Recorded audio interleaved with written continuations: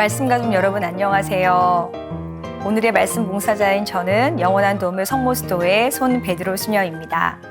오늘 집회에서의 말씀을 통해 하느님께서 저희에게 필요한 은총을 내려주시기를 간절히 바라면서 성경을 읽기 전에 드리는 기도로 이 시간 시작하겠습니다. 성부와 성자와 성령의 이름으로 아멘. 성경 안에서 저희를 친절히 만나주시는 아버지, 넘치는 성령의 빛으로 제 눈을 열어주시어 당신의 빛을 보게 하시고 제 귀를 열어주시어 당신의 말씀을 듣게 하시며 제 마음을 열어주시어 당신의 생명을 받아 함께 하소서. 그리하여 말씀의 신비가 얼마나 넓고 높고 깊은지 깨달아 알고 인간의 모든 지식을 초월한 그리스도의 사랑에 대한 뜨거운 감동으로 저의 모든 일상생활 가운데 새로운 기쁨과 당신의 능력이 빛나게 해주시며 저의 모든 형제들과 함께 당신의 영광을 찬미하게 해주소서. 우리 주 예수 그리스도를 통하여 비나이다. 아멘. 성부와 성자와 성령의 이름으로 아멘. 네, 오늘 저희가 함께 나눌 집회서는 유딧, 토빗, 바룩, 지혜, 마카베오 상하권과 더불어서 그리스말로 쓰여진 성경이라고 믿어왔습니다. 그런데 집회서를 읽다 보시면 그 집회서의 구절들 중에서 어떤 거는 똑바로 써 있는데 어떤 부분은 이렇게 이탈릭체로 되어 있는 부분이 있다는 걸 아시게 될 거예요. 그쵸? 성경을 읽으시면서 많은 분들이 질문을 하세요. 왜 이 부분만 이렇게 글씨체를 다르게 해놨냐? 잘못된 거냐? 아니면 너무나 중요해서 이렇게 해온 거냐? 1896년까지는 어떤 성경만 있었냐면 이탈릭체가 없는 똑바로 된 성경만 있었어요. 좀 전에 말씀드린 대로 그리스말로 쓰여진 성경들은 다 저렇게 똑바른 글씨체로 되어 있었습니다. 그래서 이게 정경으로 인정받지 못하는 이유 중에 하나였죠. 히브리 말로 쓰여지지 않았어. 그리스 말로 쓰여진 성경이야. 개신교에서 얘기하기를. 그런데 놀랍게 1896년에 이집트의 카이로에서 히브리 말로 쓰여진 집회서의 여러 책들이 발견이 됐어요. 그러니까 사실은 이게 그리스 말로 쓰였기 때문에 정통성을 인정하지 말아야 된다 이게 아니라 아직 우리가 히브리 말로 쓰여진 것을 발견하지 못했기 때문에 그리스 말 책을 본 거지 이게 중요하지 않은 책이었기 때문에 그리스 말로만 쓰여진 게 전해 내려온 것이 아니죠.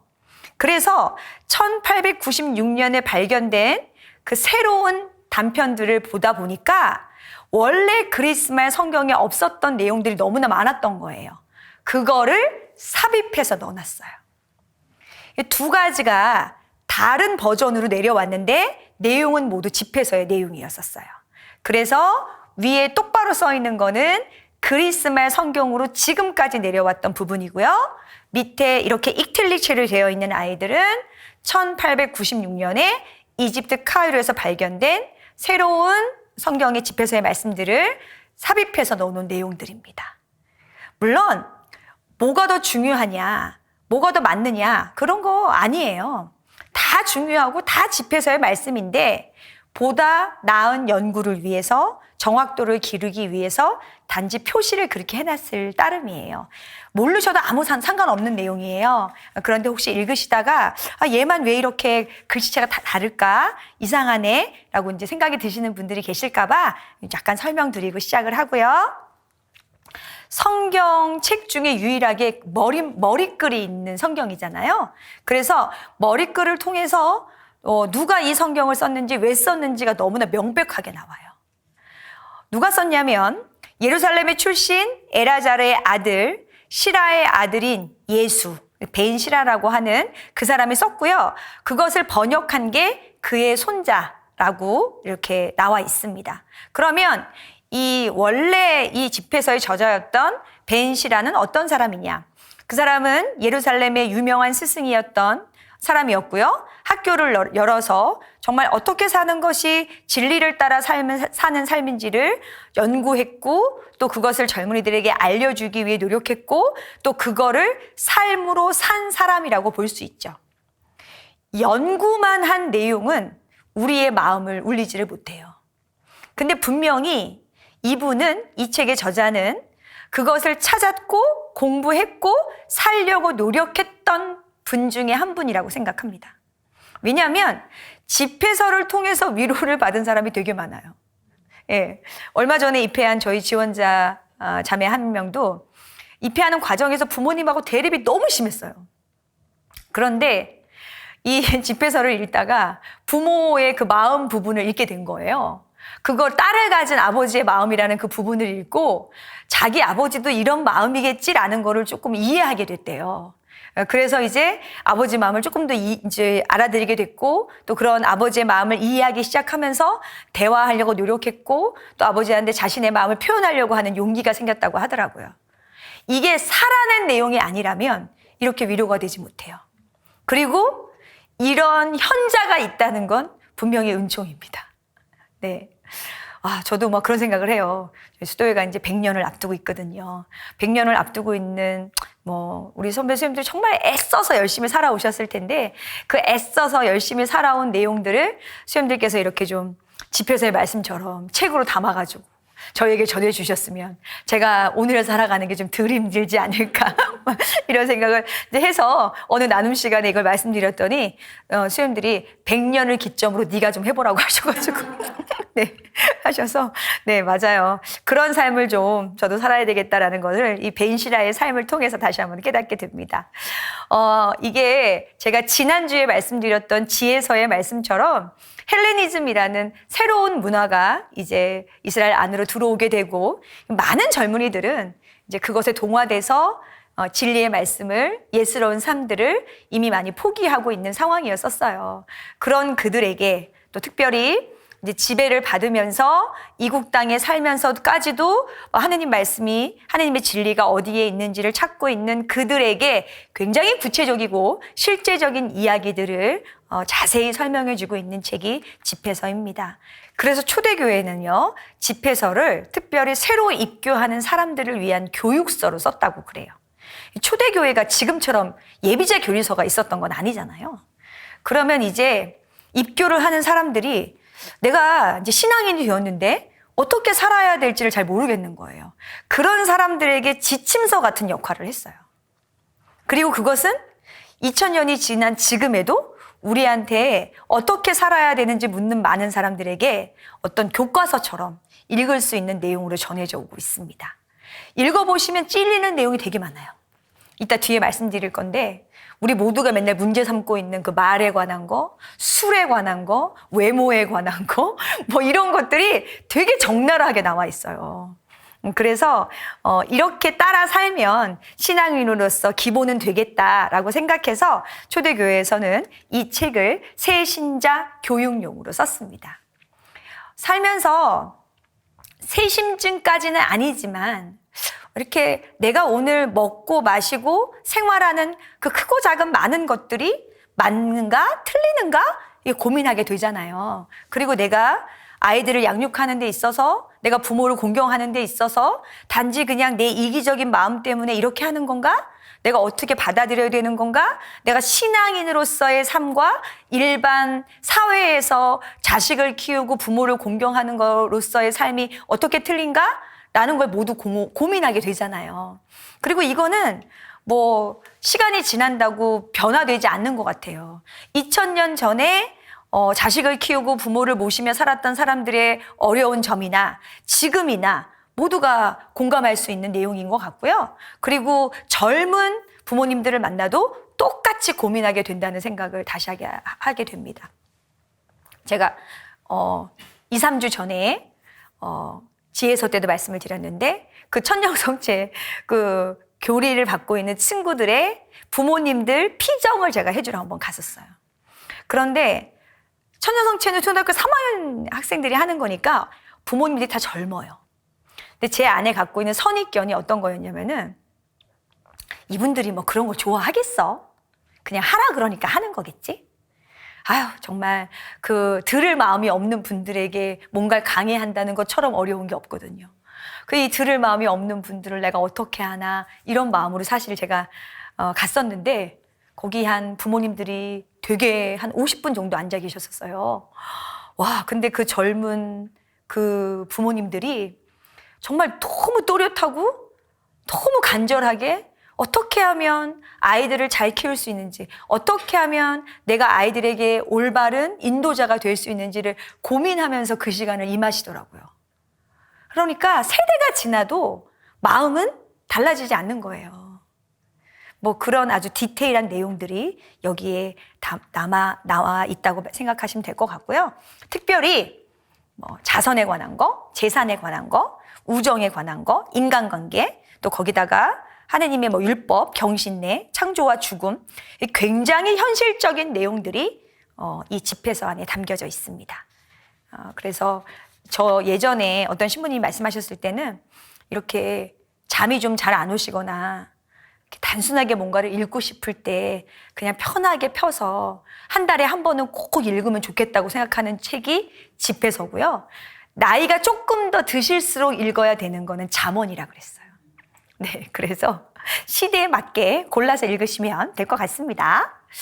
네, 그러면 지금 이 저자가 말하고자 하는 이 지혜의 모든 말씀들은 특정한 집단에게 주는 내용이 아니라 지금까지 이스라엘 백성들이 지켜왔고 살아왔던 소중한 것들인 건데 이거는 시대를 초월해서 누구에게나 있는 보편적인 지혜이다라는 거를 먼저 선포하고 있어요. 그래서 1장 1절을 보시겠어요? 1장 1절을 보시면 모든 지혜는 주님에게서 오고 영원히 주님과 함께 있다. 그러면 내가 지혜로운 삶을 살고자 한다면, 내가 뭔가 선택의 어려움이 있다면 그 지혜를 가지신 주님을 떠나서는 찾을 수 없지요. 그게 어디 있는지를 알아야 찾을 거 아니에요? 그 지혜가 누구로부터 오는지를 알고 있어야 그분 곁에 머무를 거 아니에요?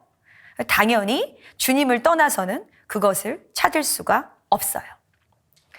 그분과 함께 그분 곁에 있는 사람들에게 그분께서는 당신을 보여주시고 그 다음에 당신의 지혜를 베푸셔서 당신을 알아보게 하신대요. 그러니까 찾는 사람에게 보일 수밖에 없어요. 구하는 사람에게 잡힐 수밖에 없는 거예요. 그렇잖아요. 이렇게 내가 안경을 바꾸려고 그래. 그럼 모든 사람이 안경만 보이지 않으세요? 내가 신발을 하나 사려고 그래. 그럼 다른 사람 신발만 보이잖아요. 그럼 내가 정말 지혜로운 삶을 찾고 싶다면 지혜를 가진 자 옆에 붙어 있어야죠. 그러면 알아보게 된다는 거예요. 저는 이 방송을 시청하고 계신 모든 분들은 이미 주님을 알아보신 분들이에요. 그리고 이 자리에 계신 분들도 주님을 알아보신 분들이죠. 신약 성경에서 정말 예수님께서 많은 사람을 부르시지만 그 부르심에 응답하는 사람은 적다고 그러잖아요. 모든 사람이 다 지혜의 말씀을 찾고 싶어 하지 않고요. 모든 사람이 다 주님 곁에 머물고 싶은 건 아니에요.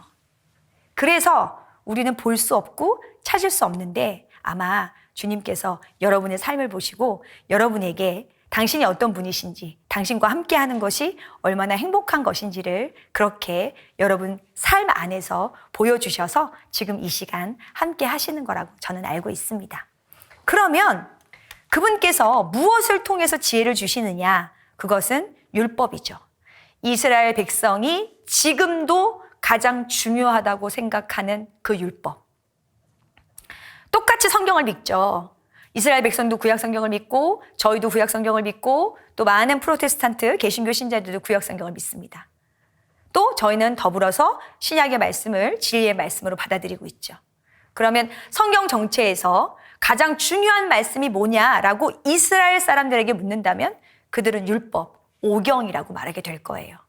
그러면 가톨릭 신자들에게 그러면 그 많은 성경 말씀 중에서 뭐가 제일 중요해? 뭐가 제일 중요해? 라고 묻는다면 저희는 뭐라고 대답해야 될까요? 많은 분들이 이렇게 물으면 뭐라고 대답하시는 줄 아세요? 다 중요해요. 이래서 우리가 2단으로 넘어가는 거예요. 이게 아주 그냥 초석이에요, 초석. 2단으로 넘어가는 초석, 이게. 다 중요하다고 말하면 안 되고요. 물론 다 중요하죠. 근데 그 중에서 뭐가 제일 중요해? 라고 묻는다면 저희는 당연히 복음서라고 말씀을 하셔야 돼요. 그래서 모든 구약의 말씀은 신약 성경 안에서 완성이 된다는 걸 오늘 뒤에서 보시게 될 겁니다. 그렇지만 신약은 구약을 더 잘 이해할 때 그 온전한 의미를 알아들을 수 있죠.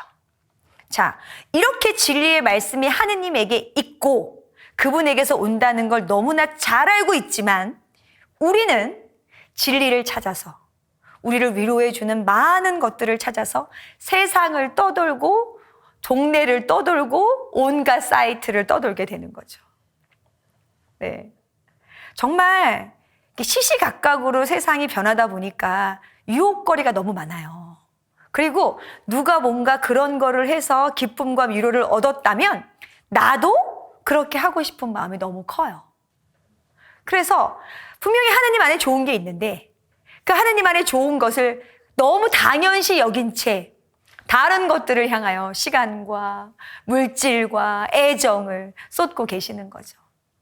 특별히 요즘 세대에 하느님의 자리를 대신하는 것 중에 하나가 저 물론 개인적인 생각이지만 심리학이라고 생각해요. 이래서 그래. 네 마음 아니? 이래서 저래. 그렇지만 심리학이 상황을 판단하게 해줄 뿐 치유해 주지는 못하잖아요. 치료와 치유는 다르잖아요. 그죠? 그렇다면 진정한 치유자이신 그 주님께 사실 우리의 있는 그대로를 보여드리고 청하면 될 텐데 마치 심리학이 하느님께서 주실 수 있는 걸 대신할 수 있다고 믿는 부분들이 있는 것 같아요. 심리학의 도움을 교회가 받고 있어요. 그리고 그거를 통해 내 마음 상태를 확인하는 건 굉장히 중요합니다. 그러나 치유해 주시는 분은 하느님이시죠. 그래서 특별히 집회에서 30장 21절에서 25절의 말씀을 여러분들과 함께 나누고 싶어요. 슬픔에 너 자신을 넘겨주지 말고 일부러 너 자신을 괴롭히지 마라. 마음의 기쁨은 곧 사람의 생명이며 즐거움은 곧 인간의 장수이다. 긴장을 풀고 마음을 달래라. 그리고 근심을 내게서 멀리 던져버려라. 정녕 근심은 많은 사람을 망쳐놓고 그 안에는 아무 득도 없다. 질투와 분노는 수명을 줄이고 걱정은 노년을 앞당긴다. 마음이 밝은 이는 진수성찬을 반기며 제 음식에 관심을 기울인다. 슬픈 감정은 누구에게나 옵니다. 그러나 감정에 매몰되느냐, 그 감정을 인정하고 그냥 떨쳐버리느냐 하는 건 우리의 선택인 거죠. 그리고 제가 공부하기로 하느님의 은총으로 치유되지 못할 감정은 없어요. 하느님의 은총으로 치유되지 못할 상처도 없다고 배웠습니다. 그러면 살아오면서 그게 어릴 때이든 또 뭐 결혼하고 나서서든 아니면 직장 생활 하시면서 얻었던 그 많은 것들을 주님 앞에 온전히 내어놓으시고 청하신다면 저는 분명히 주님께서 여러분들을 치유해 주실 거라고 믿습니다. 역시 집회서의 저자도 현실의 악과 고통의 문제에 대해서 고민할 수밖에 없었어요. 이거는 인간 모두가 가지고 있는 숙제처럼 오는 거죠. 그런데 앞선 다른 시서와 지혜서의 저자들처럼 악과 고통이 힘드니까 피해라. 그리고 제발 힘과 용기를 내서 넘어가라. 이렇게만은 말하지 않아요. 저는 개인적으로 제가 싫어하는 표현이 저거예요. 모든 고통은 극복될 수 있다고. 정말 죄송한데 제가 살아보니까 극복되지 않는 것도 있더라고요, 이게. 네. 여전히 안고 가야 되는. 네. 그래서 마치 좀 이게 나한테만 일어나야 되는가라는 고민을 하게 되는, 또 내 자신을 바라보게 되는 그런 게 있는데, 집회서의 저자가 이렇게 얘기해요. 아무도 이것이 저것보다 나쁘다고 말해서는 안 된다. 모든 것이 때가 되면 좋은 것으로 판가름 나기 때문이다. 하느님이 모든 것을 불완전하게 만들지 않으셨기 때문이다라고 얘기합니다. 그래서 저는 제가 개인적으로 이렇게 성찰을 해요. 제가 오늘 나쁜 일이 저한테 좀 있었어요. 그럼 이 나쁜 게 기분이 나쁜 건지, 아니면 내가 어떤 이 나쁜 일로 인해서 수고를 더 해야 되는 게 나한테 나쁜 일인 건지, 아니면 그걸로 인해서 내가 뭔가 불이익을 당해서 나쁜 건지, 그거를 일단 구분해요. 그러면 감정이 나쁜 거고, 내가 좀 더 피곤한 거고, 내가 뭔가 손해본 것이 나쁜 거지 내 인생이 나쁜 건 아니에요. 근데 그 감정이 나쁜 게 오늘 나에게 안 좋은 일이, 이거를 동일시 되다 보면 내 삶 전체가 24시간 365일에 그거에 매몰돼가지고 삶 전체가 나쁜 것이 되어버리는 거예요. 그래서 이때는 이성이 좀 필요한 것 같아요. 그 나쁜 건 뭐에 나쁜 거지? 그리고 이 나쁜 게 오늘만 나쁜 건지, 이게 내일도 나에게 영향을 미칠 건지, 이건 제 선택이에요. 그리고 또 지나 보니까 오늘 나에게는 이게 참 속상한 일이었는데, 나중에 시간이 지나고 났더니 그게 나쁘기만 한 건 또 아니었더라고요. 그런 경험들이 또 있으시잖아요. 내가 오늘은 이거 실패한 것 같고, 뭔가 나에게 내가 이런 선택을 했으면 안 될 것 같고, 왜 하나님이 나로 하여금 이런 선택을 하게 했지? 이러는데 또 그게 몇 년 지나고 나면 그래도 그때 그렇게 해서 이렇게 될 수 있었어 라고 연결되는 것들이 또 있어요. 집회서의 저자는 굉장히 오래 사신 분이에요. 이분이 하시는 말이, 오늘의 이 나쁜 것이 몇 년 후에, 10년 후에, 20년 후에도 나에게 나쁜 걸까? 라고 말하는 거예요. 그러니 겪어야 하는 거면 그냥 겪으래요. 그냥 겪으래요. 이거 겪으라는 게 이겨내라는 건 아니에요. 받아들이라는 거지. 네. 왜냐하면 이분은 뭘 믿었어요? 우리의 삶이 하느님의 섭리 안에 있다고 믿었기 때문이에요.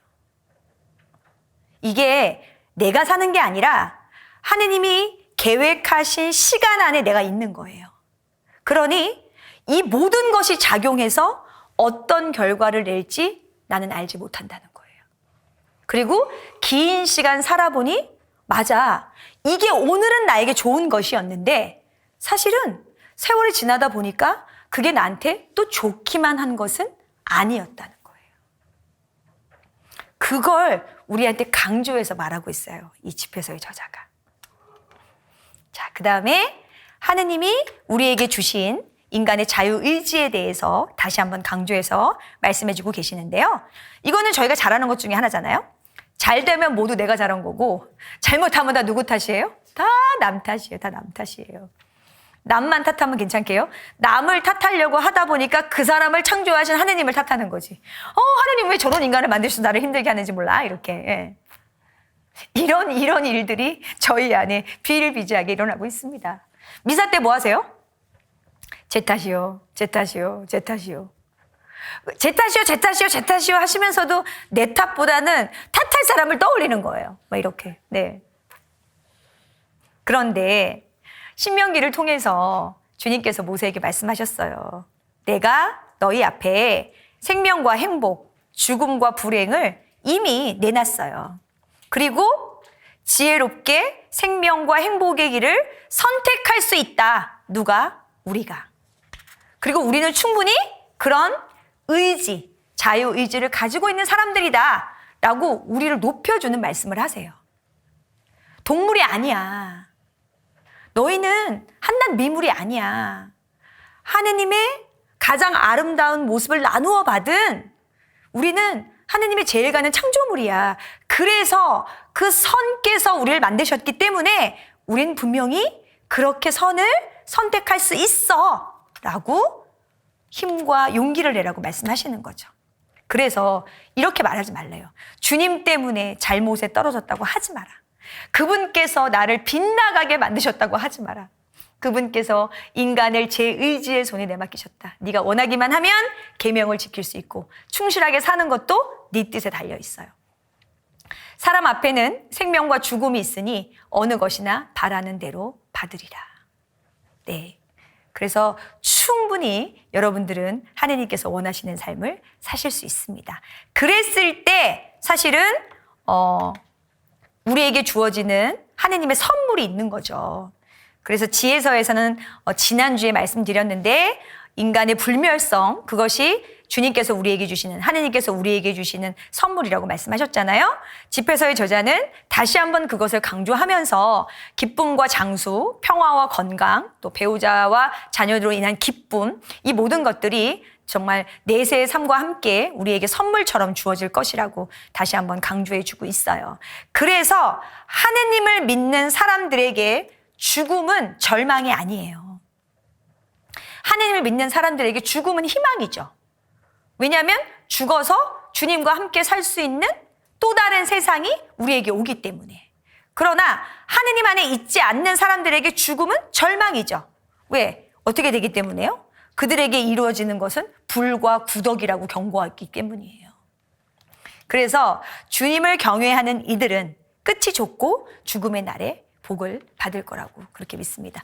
올해에 특별히 저희 회 수녀님들이 많이 하늘나라로 가셨어요. 그 하늘나라로 가신 많은 수녀님들의 모습을 보면서도 느꼈어요. 되게 편안해 보이시더라고요. 엄청 편안해 보이시고 또 조금 살아계실 때 좀 큰 병을 앓던 수녀님들은 오히려 돌아가신 후에 훨씬 더 환한 모습으로, 편안한 모습으로 이렇게 누워 계시는 걸 보면서 다시 한번 인생을 충실히 열심히 살아간 수녀님들의 마지막은 또 이 편안한 모습이 주님과 함께 있는 모습이겠구나라는 걸 다시 한번 저희가 확인하게 됐습니다. 자, 그래서 24장에는 이제 그 지혜로운 삶의 구약의 중심이죠. 그 율법에 대한 성찰을 다시 한번 알려주고 있는데요. 지혜는 지극히 높으신 분의 모임에서 입을 열고 자신의 군대 앞에서 자랑하리라. 나는 지극히 높으신 분의 입에서 나와 안개처럼 땅을 덮었다. 나는 높은 하늘의 거처로 정하고 구름 기둥 위에 내 자리를 정했다. 이렇게 읽다 보면 창세기의 말씀과 비슷하게 이렇게 그려지는 그림들이 있어요. 창세기 말씀도 창조 때에 시면이를 감돌던 하느님의 영을 이렇게 우리가 이미 읽고 공부했잖아요. 그것처럼 하느님의 영이 창세기에만 있는 것이 아니라 이렇게 지혜의 영이 돼서 늘 우리를 덮고 있는 거죠. 그리고 그 하느님의 영이 결국 신약 성경 안에서 로고스, 말씀이 돼서 우리에게 오신 것입니다. 이제 우리는 그렇게 우리에게 주어진 그 지혜를 우리가 이제 받아서 열심히 읽고 새기고 사는 숙제가 우리에게 있는 거죠. 그래서 나를 원하는 이들 와서 내 열매를 배불리 먹고 나를 기억함은 꿀보다 달고 나를 차지함은 꿀송이보다 달다. 그러니 율법을 기억하고 실천하고 하느님의 뜻을 온전히 살아간다면 그것이 결국 지혜로운 삶이고 그것이 결국 하느님이 원하시는 삶이고 그것이 결국 죽어서 하느님과 함께 사는 삶이 될 거다라고 얘기합니다. 제가 좀 전에 말씀드렸죠. 구약의 모든 지혜는 누구에게서 완성된다고요? 예수 그리스도에게서 완성이 됩니다. 집회서 24장 21절에 나를 먹는 이들은 더욱 배고프고 나를 마시는 이들은 더욱 목마르리라. 이거는 하느님 말씀에 맛들인 사람은 그 맛들인 것을 포기할 수가 없어요. 그리고 그 맛들이는 순간 그것을 더욱더 찾고 갈구하게 되는 거죠. 그래서 구약의 모든 제사는 되풀이되고요. 그리고 구약의 모든 죄는 지을 때마다 정화되어야 되고 이런 게 사실은 여기에서 이루어지는 거죠. 그러나 다 아시다시피 신약 성경에서는 예수 그리스도를 통해서 이루어진 예수님의 구원 사업에 의해서 더 이상 목마르지 않고 더 이상 배고프지 않습니다. 그래서 요한복음에서 사마리아 여인을 통해서 주님께서 말씀하시죠. 이 물을 마시는 자 누구나 다시 목마를 것이다. 그러나 내가 주는 물을 마시는 사람은 영원히 목마르지 않을 거야. 내가 주는 물은 그 사람 안에서 물이 솟는 샘이 되어 영원한 생명을 누리게 할 것이다. 이제 우리가 무언가를 통해서 지혜를 얻고 무언가를 통해서 어떤 영적인 양식을 얻었다면 이제 주님이 우리 안에서 우리의 물이 되어주시고 우리의 영적인 양식이 되어주시는 걸로 방향이 완전히 바뀌는 거예요. 그러니까 사실은 그리스도께서 얼마나 큰 구원 사업을 하셨는지 저희가 그냥 몰라서 이러고 살고 있는 거지, 이걸 아는 순간 이거는 정말 감사하지 않을 수 없고 놀라지 않을 수 없는 일이라는 걸 구약하고 비교해서 설명할 수 있는 겁니다. 그러나 구약을 모르는 상황이라면 이 말의 본뜻을 알 수 있겠냐고요. 저희가 지금 집회서로 공부하고 있기 때문에 신약의 그 위대함에 대해서 다시 한번 확인하고 감사할 수 있는 거죠. 자, 그러면 하느님의 지혜를 먹고 마신다는 것은 무슨 뜻일까요? 하느님의 지혜를 먹고 마신다는 건 삶에서 실천하는 거죠. 하느님 말씀을 실천한다는 게 어떤 뜻이겠어요? 내가 오늘 가정을 버리고 직장을 버리고 길거리에 나가서 빨간 띠를 두르고 예수 천국 불신지용 이런 걸 외치는 게 실천일까요? 제가 아니라고 말씀드렸습니다. 지난주 지혜소를 통해서 우리 가운데 가장 작은 사람들에게 사랑을 베풀고 우리의 도움을 필요하는 사람들에게 내가 선을 행하면 그것이 의인이 되는 길이다 라고 말씀을 드렸고, 그랬을 때 우리에게 지혜의 선물이 주어진다라고 말씀드렸어요. 제가 기억나는 자매님 중에 한 분이 이제 아파트로 이사를 가셨는데, 그 처음에 이사 가셨을 때는 그 통로에 그 자매님 혼자 신자였었대요. 그런데 나중에 세월이 좀 지나서 그 통로에 계신 모든 분들이 신자가 되셨어요. 근데 그 신자가 되신 방법이 자매님이 막 문 두드리면서 성당 다니세요 이런 게 아니에요. 그런 게 아니라 그런 날 있잖아요. 계단에 뭐가 있으면 먼저 치우시고, 엘리베이터에 막 쓸데없는 게 지저분하게 있으면 그런 것도 좀 정리하시고, 이렇게 뭔가 주변을 정리하면서 이렇게 했다는 거예요. 근데 되게 이제 재밌는 내용이, 늘 성당을 다니시니까 이렇게 성경책도 들어있고 매일미사책도 들어있고 성가책도 들어있으니까 가방을 하나씩 들고 다녔을 거 아니에요. 그러니까 그 아파트에 계신 모든 분들이 물으셨대. 혹시 보험회사 하시냐고. 보험 하시면 내가 좀 들어드리려고 그런다고. 그게 아니라고, 성당 다닌다고. 그래서 그 자매님의 그 모습을 보고, 아, 신자가 돼서 저런 삶을 사는 거라면 나도 한번 다녀볼까? 라고 해서 그 통로가 모두 신자가 됐어요.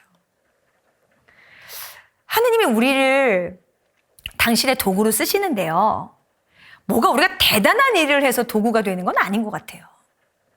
네, 정말 작은 실천 하나, 미소 하나, 인사 하나, 그러니까 이게 우리의 도구가 된다는 생각을 요새 되게 많이 하게 돼요. 저는 요즘에 소임상 정말 많은 본당을 돌아다니거든요. 그리고 매주 다른 신자들, 매주 다른 본당을 제가 다녀요. 근데 요즘에 다니다 보면 수녀님들이 없는 본당이 되게 많거든요. 되게 많은데 제가 갈 때마다 아무것도 하지 않아도 제가 이 옷을 입고 있다는 것만으로도 신자들이 저를 너무 좋아해요.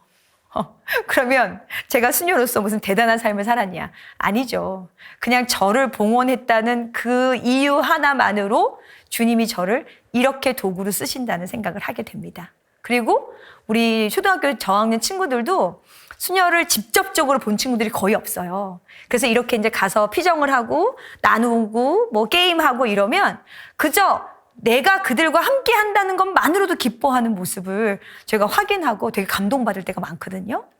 그래서 여러분 주위에 가장 작고 부족하고 도움이 필요한 분들에게 여러분이 기도 한 장 해드리고 손 한번 잡아드리고 그들과 함께하는 것만으로도 여러분은 충분히 말씀을 실천하는 삶을 살아가십니다.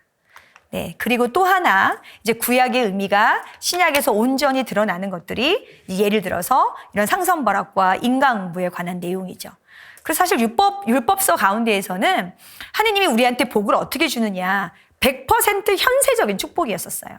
그런데 이제 시서와 지혜서를 통해서는 내세의 불사불멸을 얘기하시고요. 이게 예수님을 통해서 어떻게 이루어지는 거냐? 이것이 예수님을 통해서 영원한 생명으로 우리에게 주어지는 겁니다.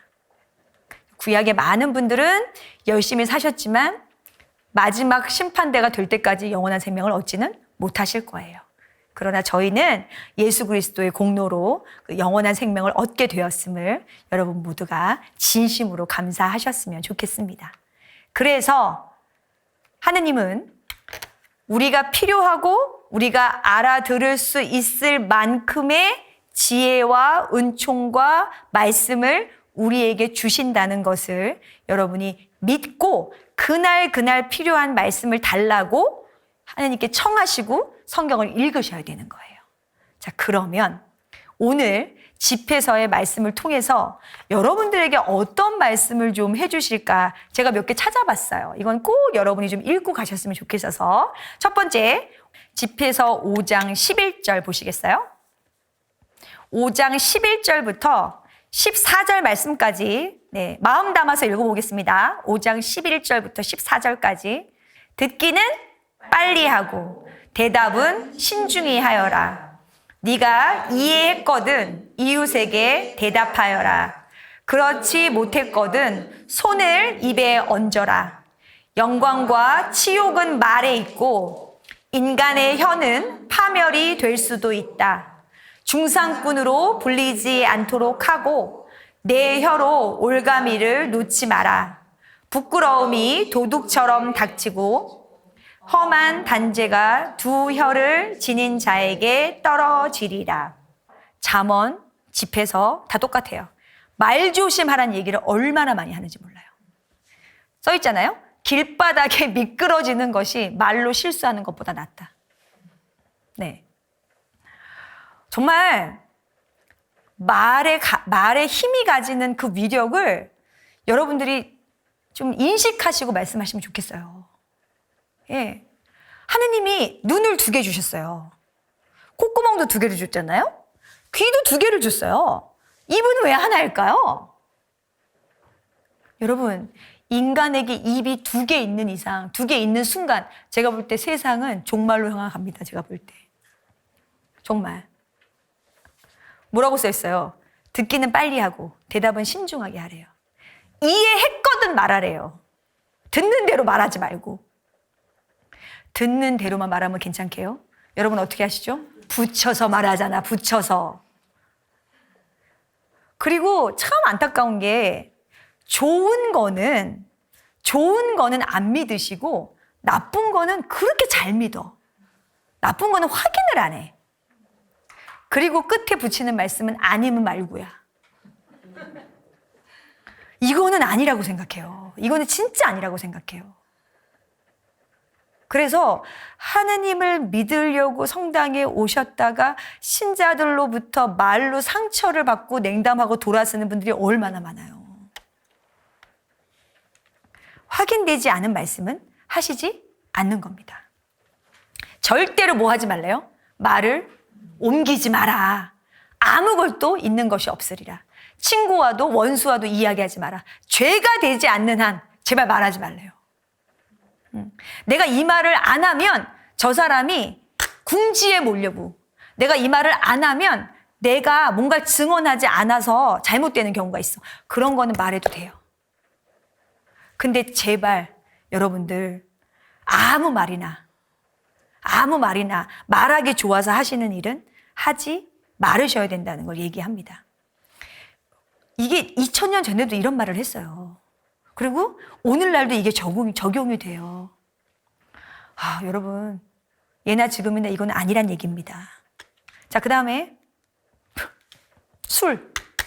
네. 뭐래요? 술 마시는 것으로 뭐 하지 말래요? 남자다움을 과시하지 마라.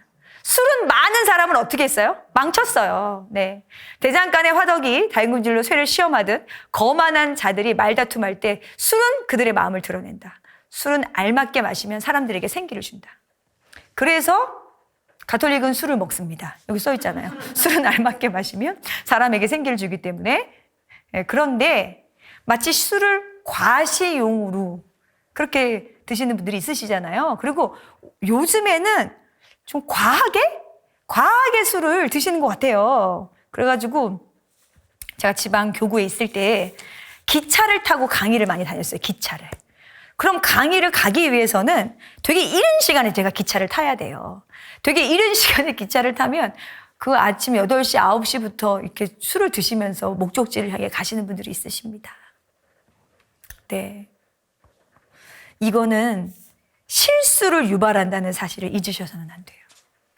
네. 그리고, 정말 저희도 교회 모든 활동 안에서 2차 주의는 가끔 하셔야 된다고 생각합니다. 네. 또 하나, 요즘의 시대와 맞물려서 좀 이런 거는 좀 보고 가셨으면 좋겠는데, 11장 좀 펴보시겠어요? 11장 1절 보시면, 비천한 이의 지혜는 그의 머리를 들어 높이고, 그를 높은 사람들 가운데 앉힌다. 아름다운 외모를 보고 사람을 칭찬하지 말고, 겉모습을 보고 그를 혐오하지 마라. 이게 중요하죠. 외모지상주의를 살아가고 있는 저희죠. 그래서 모두 똑같이 살아가고. 제가 필리핀에 한 4년 정도 가 있었는데, 필리핀 그 친구들이 저한테 이렇게 묻더라고요. 그 싸이의 강남 스타일이 굉장히 유행했었잖아요. 그 강남이 주는 의미가 뭐냐는 거예요. 그래서 이제 그게 지역 이름이다. 근데 그 지역이 뭐가 의미가 있냐. 그래서 이제 그 지역적인 특색을 이렇게 얘기를 했는데, 그거와 관련된 무슨 드라마 하나가 있었어요. 그 드라마 하나를 보고 나서 그 친구들이 그 강남 스타일이라는 그 뜻을 알아들었어요. 알아듣고 저희 보고 하는 말이, 거기는 가톨릭 국가니까 왜 하느님이 주신 모습 그대로가 제일 아름답다라고 믿지 않냐고. 그렇게 얘기하더라고, 저한테요. 나는 믿는다. 우리 일부 분들이 안 믿는 거다. 제가 그랬거든요. 우리가 하느님이 주신 것을 감사하지 않고 인정하지 않으면 하느님이 우리의 그 변화된 모습을 보시고 예쁘다, 아름답다 인정하시겠어요? 아니에요. 네. 그리고 아름다움은 시간이 지나면 모두 똑같아진다는 사실을 아실 거예요. 20대, 30대 아름다웠던 분들이 70대, 80대도 아름답진 않아요. 다 똑같아요. 예. 근데 그 한시적인 시간 안에 외적인 걸 드러내기 위한 그 모습들이 예나 지금이나 아마 비슷했나 봐요. 그리고 그것을 바라보는 우리의 시선도 달라져야 하죠. 자꾸 우리가 외모로 판단하게 된다면 세상을 그렇게 외모가 드러나는 세상으로 우리 역시도 일조하고 있는 거잖아요. 그래서 그런 삶을 2000년 전이나 지금이나 하지 말래요. 자, 그리고 11장 7절은 제가 여러분들한테 조금 알려드리고 싶은 내용이었었어요. 11장 7절. 자세히 알아보기 전에 꾸짖지 마라. 먼저 생각해보고 나서 질책하여라. 듣기 전에 대답하지 말고 남이 말하는 도중에 끼어들지 말라. 너와 상관없는 일로 다투지 말고 죄인들이 시비를 가릴 때 자리를 함께하지 말라. 저는 주로 저와 상관없는 일로 화를 내는 사람이라 네, 상관없는 일로 화를 내서 제가 화를 많이 입었어요. 그래가지고 이 말씀을 좋아하는데 7절, 8절은 자녀를 키우는 분들한테 좀 이렇게 마음에 새기시라고 좀 알려드리고 싶어요. 아이에게 어떤 훈육을 하실 때 그 드러난 결과물만 가지고 아이에게 야단을 치시는 경우가 있어요. 그러면 그 아이는 여러분이 생각하는 것보다 마음 안에 받는 상처의 크기가 훨씬 크더라고요. 보니까. 그래서 어떤 자녀분들을 꾸중하시고 뭐 훈육을 하시는 건 아주 중요한 일이죠. 그러나 그렇게 훈육을 하실 때 먼저 그 아이가 왜 그렇게 했는지에 대한 이유, 동기, 그 과정들을 잘 알아보시고 난 후에 그리고 충분히 그 아이가 그 상황을 설명하고 여러분이 듣고 난 후에 하셔야 된다는 말씀을 드리고 싶어요. 저는 정말 많은 젊은이들을 요새 만나는데 겉으로 보기에 정말 멀쩡하고 좋은 직장인이지만 부모로부터 받은 상처가 큰 친구들이 진짜로 많아요. 그런데 부모님들은 다 그 친구들이 잘 되기를 바라는 마음으로 그렇게 하셨을 거예요. 그러면서 내가 지금 하는 이 훈육이 그 아이에게 얼마만큼 큰 상처를 주는지를 모르신 상태로 하셨을 거예요. 그런데 상상 이상으로 그 친구들의 마음밭은 부모님으로 인해서 망가져 있는 경우가 많습니다. 그거를 치유하고 다시 좋은 밭으로 만들기 위해 얼마나 많은 애를 써야 되는지 몰라요. 저는 훈육을 하는 건 찬성이에요. 그리고 좋은 훈육이 아이를 바르게 이끈다고 저는 믿는 사람입니다. 그런데 생각하시고 따져보시고 그리고 물어보셔야 돼요. 왜 그랬는지를. 그러셔야 아이는 옳고 그른 것이 어떤 것인지를 분명히 알아갈 수 있어요.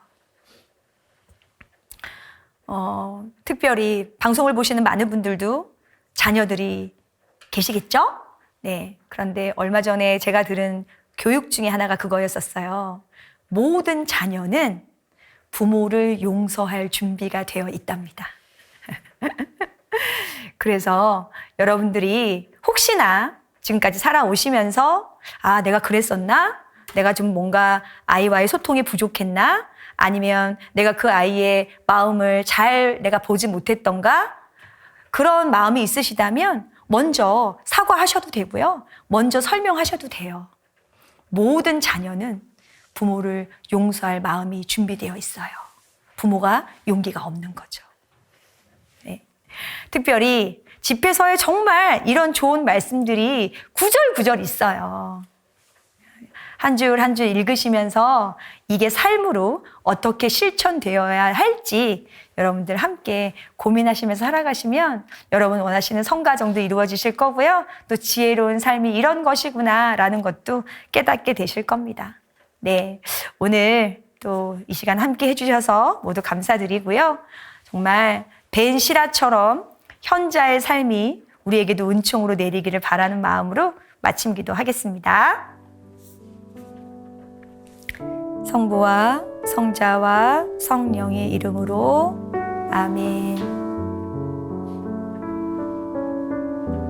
주님, 당신의 말씀에 귀 기울이며 일생을 살아간 신앙 선조들의 삶을 통해 당신 섭리를 오늘 저희 삶에서 배우는 오늘입니다.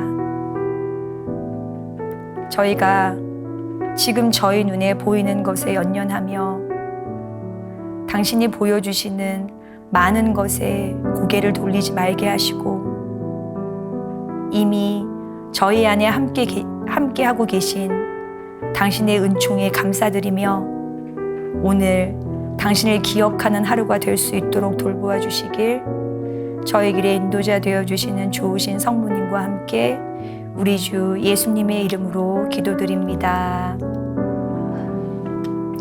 영원한 도움의 성모님, 저희를 위하여 빌어주소서. 성요셉, 저희를 위하여 빌어주소서. 한국의 모든 순교자, 저희를 위하여 빌어주소서. 성부와 성자와 성령의 이름으로 아멘. 감사합니다.